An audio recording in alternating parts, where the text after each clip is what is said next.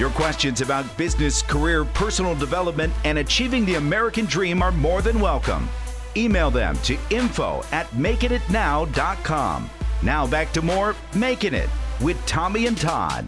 Welcome back to Makin' It today. Before we get into fixing two of America's biggest chain department stores, with Tommy and Todd's help, of course, we want to give a quick shout out to one of our awesome preferred partners in the New York market, Diamond Chocolatiers. They are located in the Connecticut area, and Diamond Chocolatiers offers hand-poured, unique, and innovative chocolates that taste scrumptious and look exquisite. They are almost too good to eat. Almost. You can check them out by going to our website, makinitnow.com, and clicking on our sponsors page. And you know what? I think that because they're one of our sponsors, I think that Tommy should be buying the entire crew and team here chocolates from Diamond Chocolatiers. So I'm going to put in my vote for that.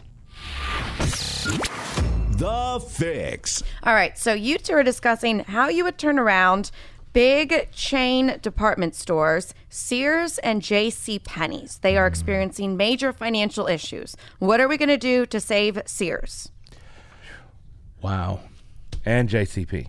And J.C. Penney's. Yeah. To start out, I think they both have the same core problem. Mm-hmm. Yeah. They're trying to serve a shrinking middle class with products and messages that are kind of 15 years old now. Mm-hmm.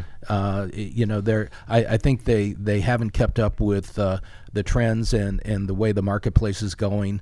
I don't know that either one of them, for instance, has a great e-commerce capability. And you walk into these stores and there's no one there, and you kind of feel like you're in a mall from 20 years ago. I just think that they haven't found how business is being done today. Mm-hmm. What comes to my mind first and foremost is their brand positioning in your mind. It starts there. Like the minute you think of a brand, you think, what space do they occupy? All right, let me just say, I think back to school shopping, and I think the Sears catalog and the JCPenney catalog, and the fact that we're in such an e-commerce world, and still the first thing that comes to mind is the JCPenney catalog. Like, nothing else has taken that out of my mind. Right. And that's in my mind too, and I'm older than you, so it shows that over all those years, yeah, it's occupying the same space in the mind, years apart, and they haven't done anything to replace it. And also just the thing of when it comes to Sears, I think lawnmowers, appliances. Right. When it comes to JCPenney, I think back to school clothes. Yeah. Now, let me just say, I don't think you guys know, but I think that JCPenney is the one that has like a Sephora in the entrance part of it. So they've tried to kind of like. They have. Okay. And I was going to talk about that. Okay, you can talk about the makeup then. Yeah, they've tried to go upscale. Mm-hmm. And I don't think they've quite mastered that. Well, you don't shop there, so clearly they haven't mastered it. I don't shop there. Okay. That's true, but I did it in the distant past. Back to school shopping? Well, a little bit after that. Yeah. Okay. Yeah. As a matter of fact, I brag about the fact that my wife did national jewelry ads for JCPenney. Oh. Yeah. She was on every counter in the JCPenney chain. Nice. Wearing very nice jewelry. Nice. And those ads are now hanging on my living room wall. Lovely. Yes. They but they did a rebrand attempt, and it did help sales. Mm-hmm. They spruced it up. They went more upscale. The commercials were cooler, and there was a little boost. Okay. But I don't think it's lasted. And Sears, I just think they didn't turn the big ship around fast enough. Yes. As we know, originally they were a catalog. They were huge. Back in I want to say the old West days. Yes. If you lived in a rural area or a western town, you didn't get into the city to get any big items or anything. Right. Yeah. So the catalog was almost like the Walmart of its day. Yes. It's a way that people that lived on the outskirts and way out could get, goods shipped into town. Well, and I think you're more talking about the days when you'd come in and go to the feed store and go to the hardware store and pick up some clothes at the same time. Then after that, the catalog. Yeah, and so people out. get the catalog shipped in on the train, shipped in, and they could order all their stuff and then get brought in on train. And so Sears was huge. Yeah.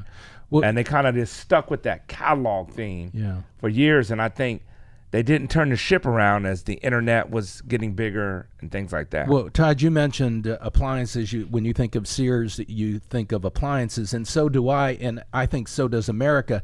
And I think that's really their big opportunity now as they go forward, because the big thing in appliances now is smart appliances, and nobody has a corner on that market. So if they're smart and they want to fix it, they're going to get into the smart appliances and become the experts on them and do videos and how to use them and promote them and so on and so forth. And I think they can own that space again. It's they need to own a space like that, because they kind of got crunched with e-commerce. Yes. And they were too slow moving on that. Yes.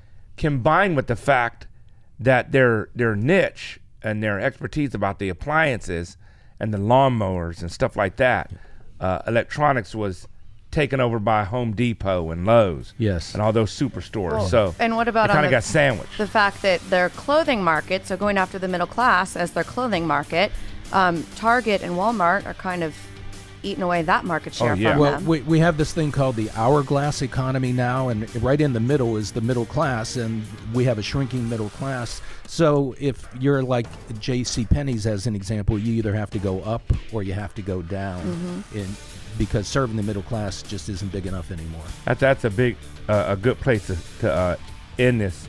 Go up or go down. That's right. They're not the middle. Right. That's where it's at right now. Okay, that's it for this segment. You're listening to Tommy and Todd, Coast to Coast, on Making It. We'll be right back.